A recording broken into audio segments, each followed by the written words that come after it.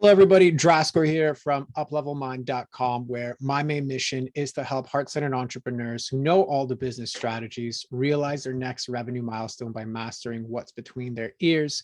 And for today's episode, we have a real talk segment where I bring in a heart-centered entrepreneur who isn't seeing the consistent, stable growth in their business. And then live on the call, I get to help them get out of their own way on one inner challenge that they're currently experiencing towards their next business upgrade. And for today's guest, we have Hayley Mayer, who's a psychotherapist who says that she did not choose her trajectory chose her. Basically, after losing a baby in her first pregnancy, Hayley went on to her own self journey that led her to become a therapist. She's somebody that loves everything about human behavior, especially their ability to transform, and is now on a mission to scale her knowledge to a much wider audience with her transformational coaching. So Hayley, thank you very much for being here. How are you doing today? Great. Thank you so much for having me, Draskor. I'm very excited to be here today. Awesome. I'm very excited to have you on, especially since your mission is something that very much aligns with, everything that Uplevel Mind is all about, everything that I do. So, I'd love for you to dive into your story and just break down for us, like, what was the path for you to get to here? I know we alluded to a bit in the intro, but just kind of break that down for us. All right. So as you mentioned, my journey probably did start some years back when I did lose a baby, and it was stillbirth. And it was at the point of really I was at that precipice of going down that deep rabbit hole of despair. And I remember going, well, the past is the past and I can't change that.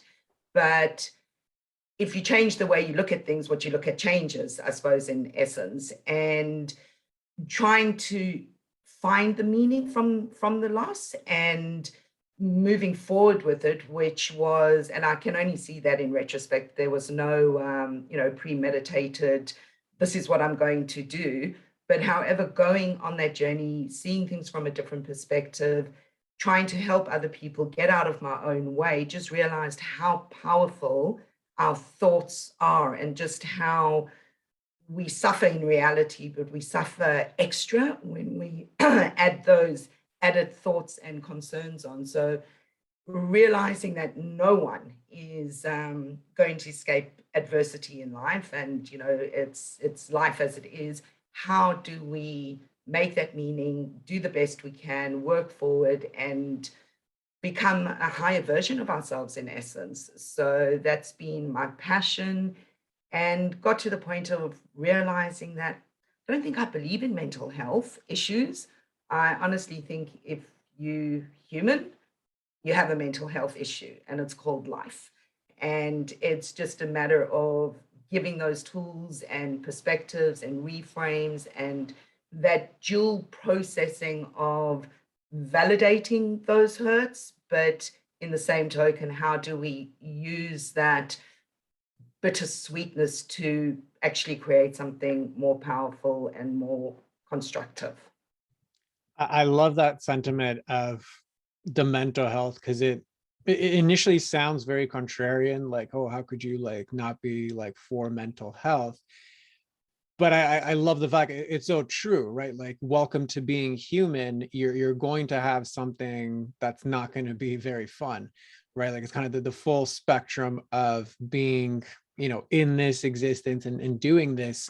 Something's going to go wrong at some point, and you're not going to be happy. And I firmly agree with you that that whole sentiment of like labels, it sometimes does more harm than good when it gets pushed to an extreme where, and I mean, I think just like any kind of word that gets repeated often, it loses the original meaning. And I think initially, like having that, like identifying this is something like that there is health that you can associate with like your inner world, just like you do with your outer world. I think that's important. But then when that message gets diluted to the point where like, oh, I'm having a bad day, I have a mental health issue, right? Then it becomes a cop out. And I think that's so cool that you're bringing attention to that. So yeah, I'd love for you to just comment on anything about that. Absolutely. And also realizing through, I suppose, life experiences that gifts really do come in strange packages. And, sometimes what we see as this is the worst thing that's happened to us can actually be a segue into something really amazing. And just trying to open perspectives of, do we have to just label that situation? The situation itself, it is what it is and can be fairly neutral, but we come with our black and white thinking, it's so bad, it's so this, but sometimes, and we can't connect the dots moving forward, but you can look back and go, it's because of that, or I've grown from that, or I've met someone from that, that actually everything is working for you. And I actually came across a word just yesterday, which I think is the most amazing word. You get paranoia, and I've just learned this new word, which is pronoia. And this is where people think that absolutely everything that happens to them in life, good or bad, is there to serve them, is there to help them, is there to guide them. And that really resonated with me. And at times when things are really, bad, I truly do believe that it is lessons and values, and there is beauty in the darkness that makes for the wholehearted living. I think if everything's just beautiful and we only just accept the good and all that, we live a very half-hearted life. But there really is beauty in sadness. And without sounding cliched, it is through the cracks that the light comes in. And just to lean in with that wholehearted experience just makes for a much richer life. 100%. And just the word was pronoia, like that's what it was. Pronoia, isn't it great? That is pretty cool. Actually, I didn't know, like, I know the sentiment of like things are like life is not happening to you, it's happening for you. I didn't know that was actually summarized in a word. So Right. Yeah, it grabbed me too. yeah, so thank you for teaching me a word today. I appreciate it. Perfect. So then in that case, because like even just from the short time of like speaking to you, I can see the depth of not just knowledge, but the understanding of like the underlying patterns that, are afflicting us as humans. Totally makes sense on like your path, totally makes sense on what you're doing right now. So I'd love to then dive into, given that you have such firm awareness of like self, I'd love for you to transfer that towards like your business, and let's see what we can dive into there. So start off with like, what is your business like right now? Where do you want it to go? And kind of what are the biggest challenges that you see business wise? So for the last 7 years, I've been in private practice as a psychotherapist, seeing one-on-one clients. And that in itself is beautiful and special and a humble space to be.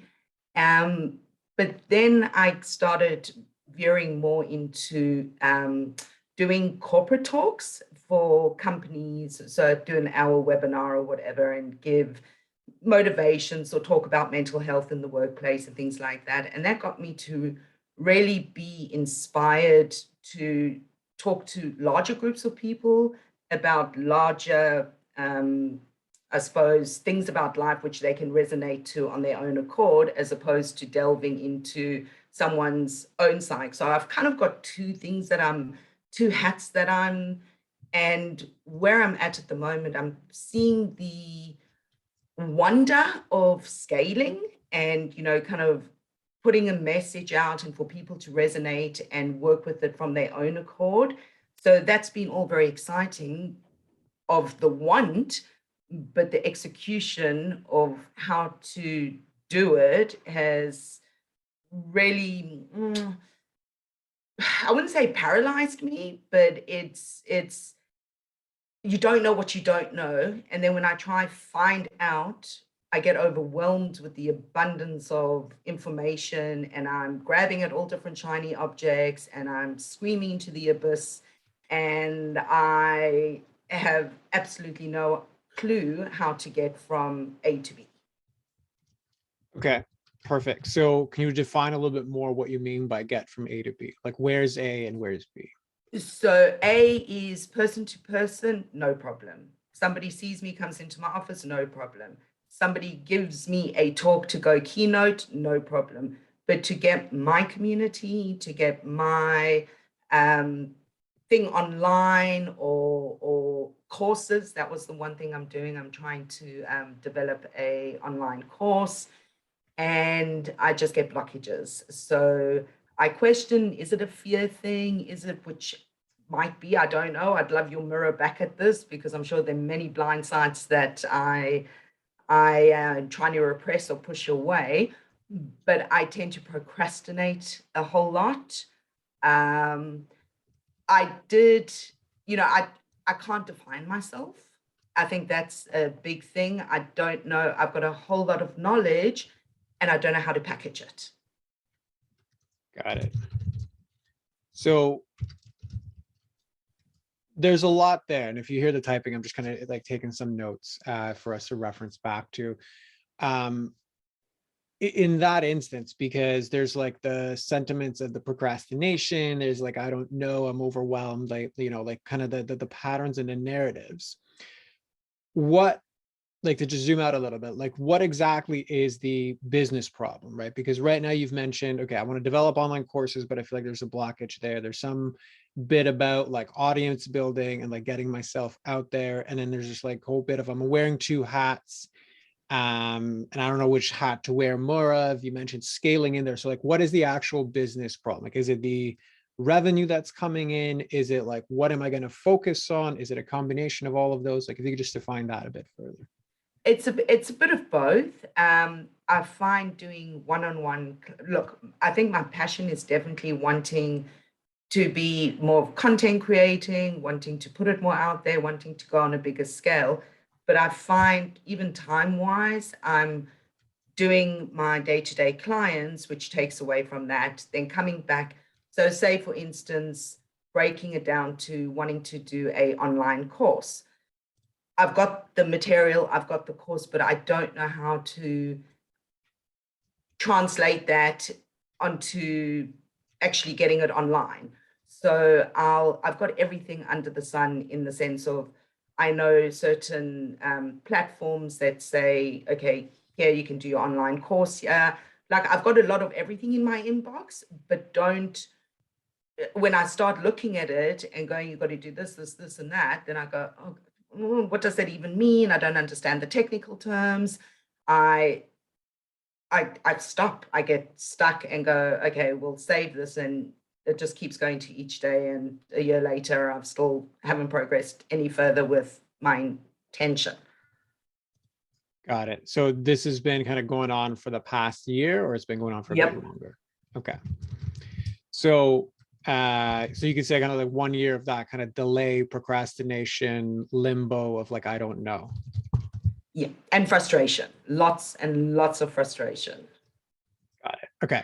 So how is this impacting your business, right? Because like, I can't get a course done because I'm overwhelmed. That might hinder expansion. I can't get online. That might hinder like new possibilities of people coming into your world and thus impacting my revenue that way. So how is this, like, what are the implications of this as far as your business is concerned? Stuck. It's literally like being stuck in the mud. Okay. And just spinning those wheels. Perfect. So basically like it's at the same, like it's at a plateau that's not moving at all. Not moving now. Okay. And obviously, like, by no means do you have to go into specific, but just so that I'm clear, like it's stuck in terms of like overall revenue. Like I can't break through a particular ceiling. Is that accurate? Well, when it comes to face-to-face clients, and that there's only so much time in a day, and you stuck at that limitation. That's where it ends. Whereas if you scale to, kind of bring those revenues in, whether it be with an online course, whether it be with, whatever you can do, which is less time consuming, still working towards my passion, getting it out to as many people, it just makes a lot more sense than being stuck to, 4 clients per day max, because otherwise you get burnout and it's just physically not possible to do more. So that's that kind of ceiling where you can't pass through. So still doing that and then coming back to do that, it's yeah, challenging.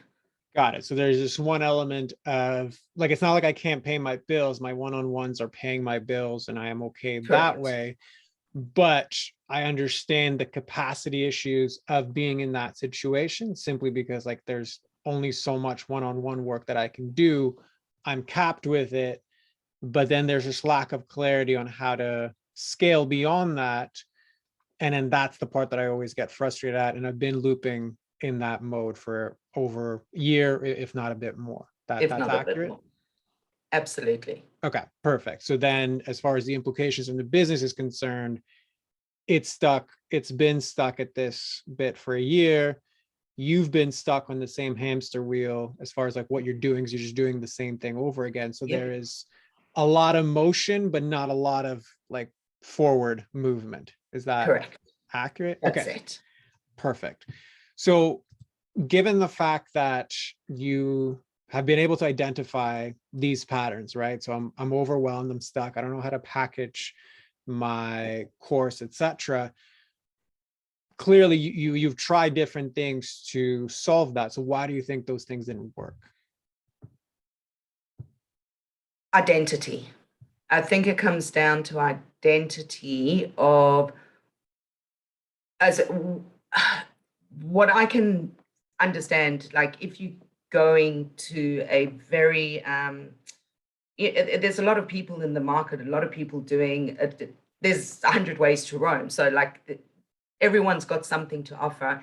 And if I don't identify it or package it to hit somebody's, yeah, that's it, that's speaking to me, much like you speak to me, like, oh my gosh, are you in my head? How do you absolutely pinpoint it with such narrow clarity that, yes, you're talking to me?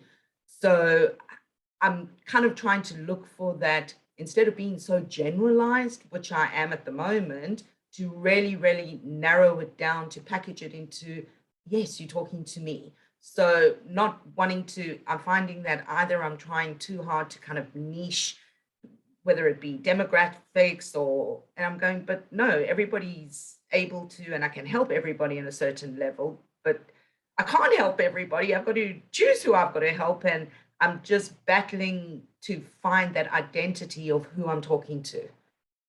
Okay, perfect. So again, very good awareness on like, I realize I have to be clear in my communication to who I am targeting in so that people can just raise their hands when they hear it. And I realize that that's kind of a choice, but I have this identity issue that I can't go forward and make that choice. So, well, first and foremost, does it resonate with you that it is a choice?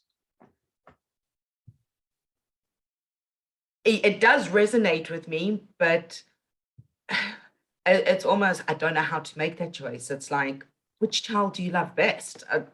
I don't know. Okay. What if it didn't have to be that dramatic? That would be really wonderful, but I can't see how. Okay.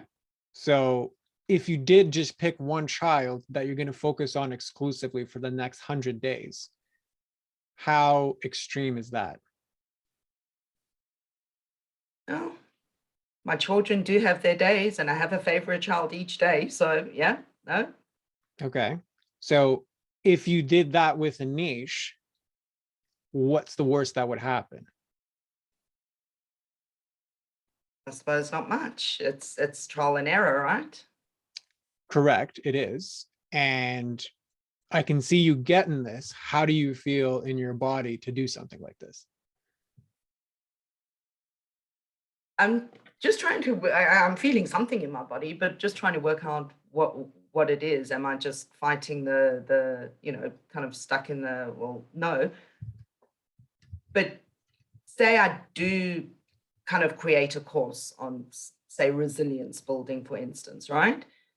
The course itself wouldn't change, but who I target to would change over, say, that 100 days. Is that what you're saying? So like, would I be making one mainstream cover of, because it can help everyone, but then pick out who to target at different times to test the water, so to speak.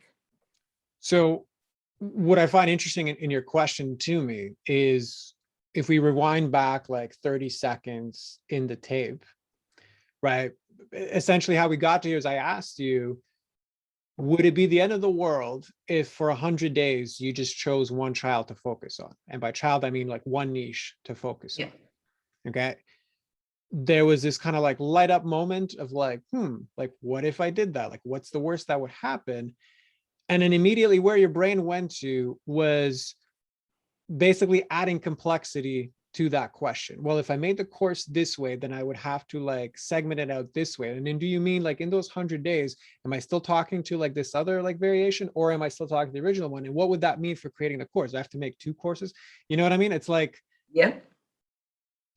the space for the simplicity of the solution like had one, like you talked at the beginning about those like cracks in the dark, like it had one crack, and then right off the bat the resistance kicked in to make something that could seemingly be simple. I'm not saying it is the answer to all of your problems, but it is a simple possibility that right away got spun into this complexity of what if this, what if that, how, like with the wonder and worry type imagination, right? So how does that land for you? Yeah, that makes a lot of sense. I do definitely overcomplicate tasks.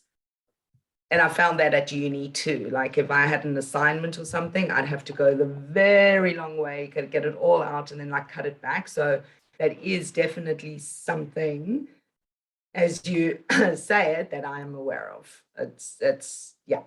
Perfect. So it's been a pattern that's kind of been Has been long. a pattern indeed. Okay. Yeah. So, and you might have gone into this a bit before, but just out of curiosity, like why do you think that pattern's there? I think I was never very academic at school. And I did definitely have my limitations. Probably looking back, I had a fear to try and like, kind of play the fool so that I'd be one up before anyone saw who I really was. And that's definitely I think education for me was really wasted in my youth. I only kicked into it in later years in life. And now I'm, just love anything like that. But at school, I was definitely, not very academic and didn't even go there. I'd stop myself even before I tried, just probably in retrospect, looking back, to save face.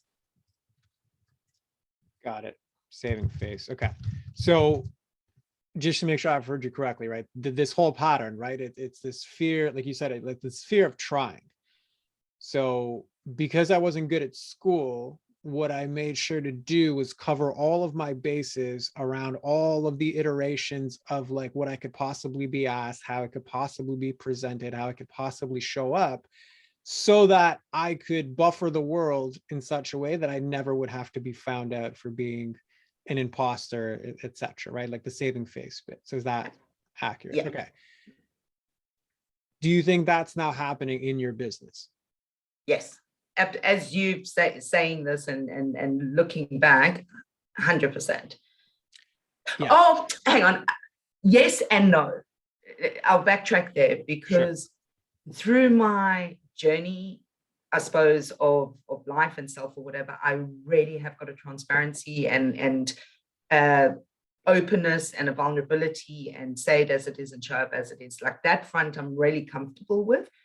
But I think academics, something new, something that's work related or school related, I think that is something I haven't uncovered as yet. And just when you were talking, I think about like that when I had an assignment to do at uni, and I was a mature age student when I went to uni, so it wasn't like I was out of school. And I take a long way. Even sometimes my kids will say, Mom, you're just overcomplicating. All they're asking is this, but I don't see it as that. It's everything. And then I backtrack. So I really do put a lot of cloud over that.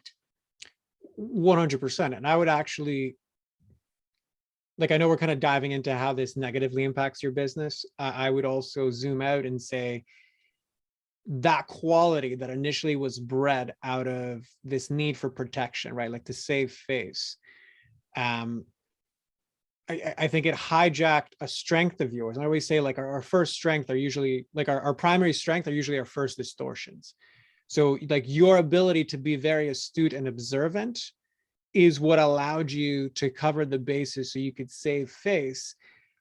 I would actually argue that it's that same quality that makes you really good inside of your work, right? Because when you have the container of the client in front of you, your mind is going in like 10 different directions, seeing it from all angles, and it allows you to, reflect back to the client. And that's the strength in its pure essence. Like that's when it's used in a way that actually benefits you and benefits the world.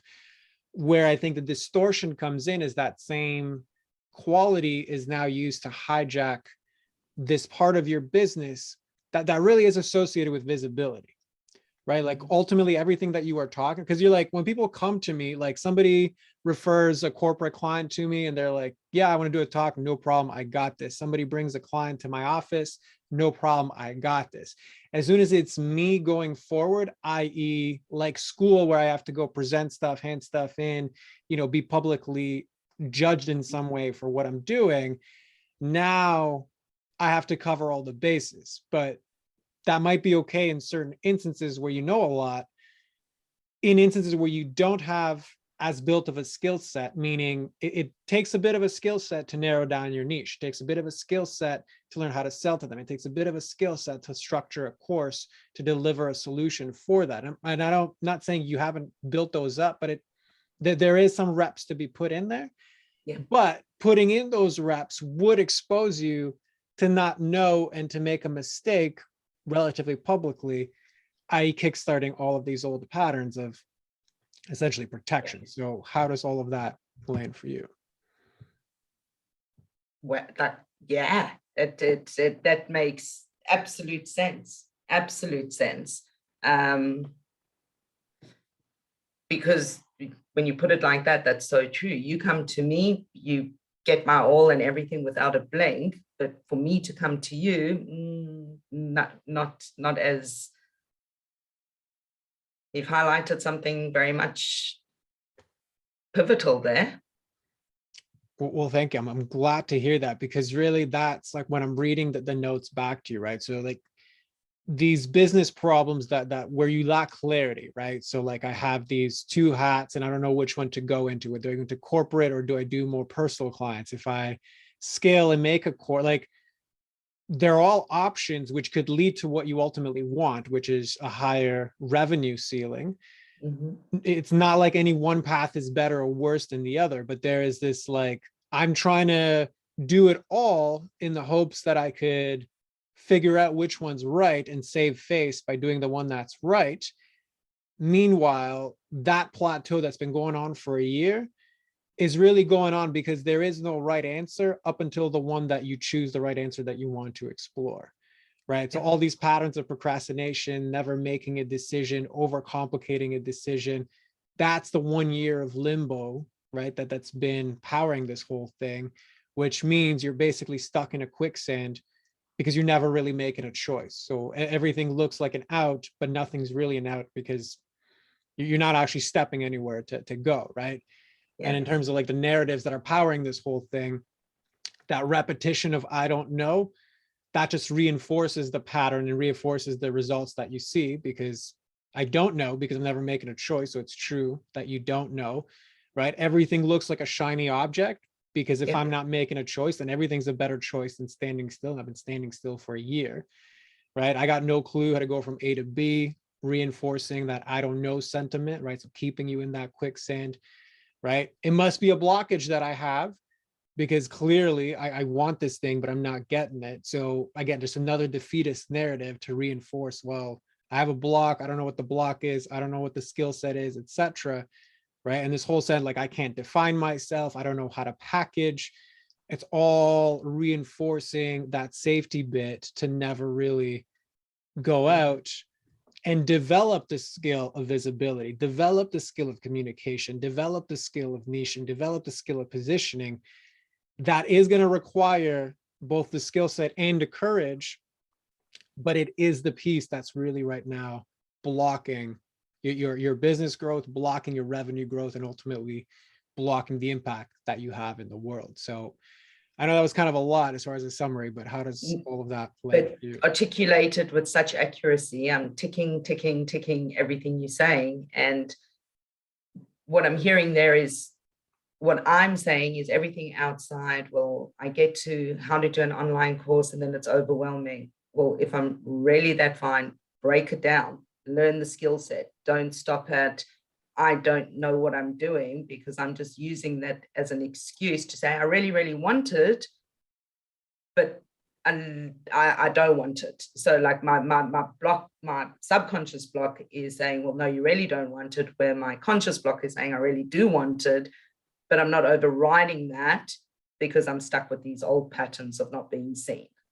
Like, don't want to be found out as a, you know, kind of imposter or whatever. So there, 100%. that is the subconscious, because my conscious mind is all about vulnerability, all about stepping in, and I'm doing that in my comfort zone. But my subconscious is obviously, as you clearly highlighting, just making excuses, overcomplicating. Yeah. And I would even just, because I think words are very important, right? And the specificity of words is very key. That whole bit of like, well, my subconscious is doing one thing, my conscious is doing another. I clearly want this. I would actually argue that you're getting exactly what you want, which is on a fundamental level, you're prioritizing staying safe, right? And at one point you said, well, I'm just being vulnerable and courageous within my comfort zone. The definition of vulnerable and courageous is that you're outside of your comfort zone, Yeah. right? Yeah. So this is just another narrative that really, and again, I'm not harping on you for it, but it's just, it's been repeated at the very least for one whole year surrounding this particular issue, but clearly longer than that, right? So it's like, there's going to be instances where it's going to be insidious like that, to basically lull you into thinking I'm doing, but you're really not, right? Like then that whole sentiment of, well, yeah, I'm always vulnerable and courageous as long as it's within my comfort zone. It sounds so innocent and normal, but it's like, no, that's Yeah, I hear exactly it. the pattern that's keeping you stuck and keeping the business from growing. I'm hearing it for what it is. Ouch. Yeah. It's It always funner on this end than on the receiving end. absolutely, but just hearing it back, and yeah, that's definitely definitely hitting home there. So what I'm hearing you saying there is, getting it done is better than getting it perfect. Just do something. Just jump. Just, you know, like, do I need to get my ducks in a row, or am I just whatever it is, move forward and do something without thinking? In the simplest of terms, yes, right? That's kind of like, and I don't mean any disrespect by this, but that's like the Neanderthal approach, meaning like, if I just do, eventually I will get somewhere and it'll be, you know, a different spot than I am here, right? So I have nothing against that approach.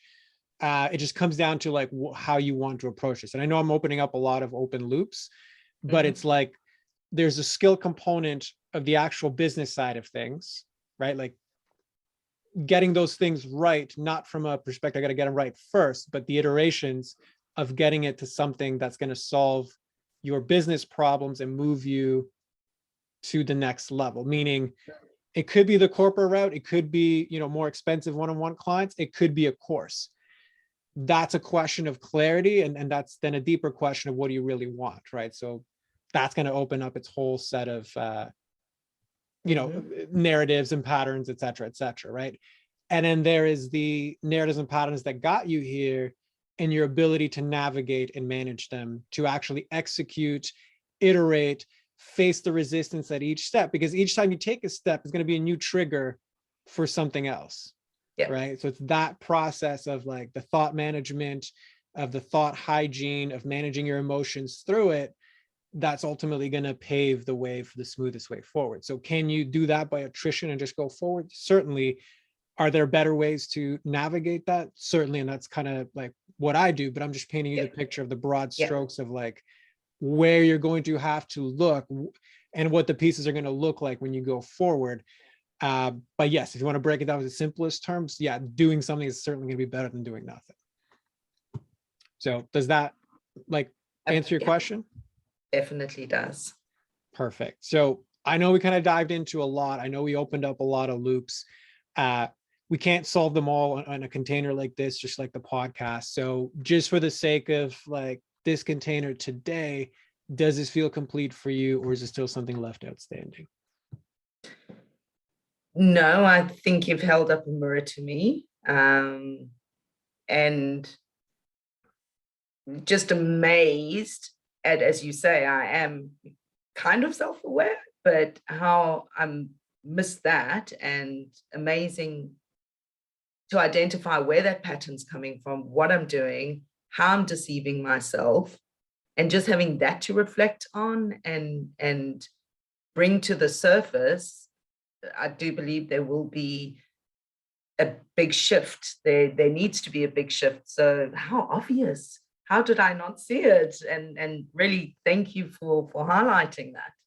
You're very welcome. And I mean, I've said it plenty of times on the podcast, like it's very hard to see the building when you're standing on the balcony, right? Yeah. So this is why I'm a big proponent that coaches need coaches as well, because when you have somebody standing, outside that can describe to you the building, it's a lot easier to navigate, right? Yep. So that's exactly what it's about. Well, you described me with pure accuracy. So thank you so much for that. You're very welcome, and thank you for the courage to come on here and face everything outside of your comfort zone as far as the visibility bit is concerned. So I applaud you for that. So why don't you then just close us off and let us know, where people can find you, who's the best person to find you. Floor is yours for that.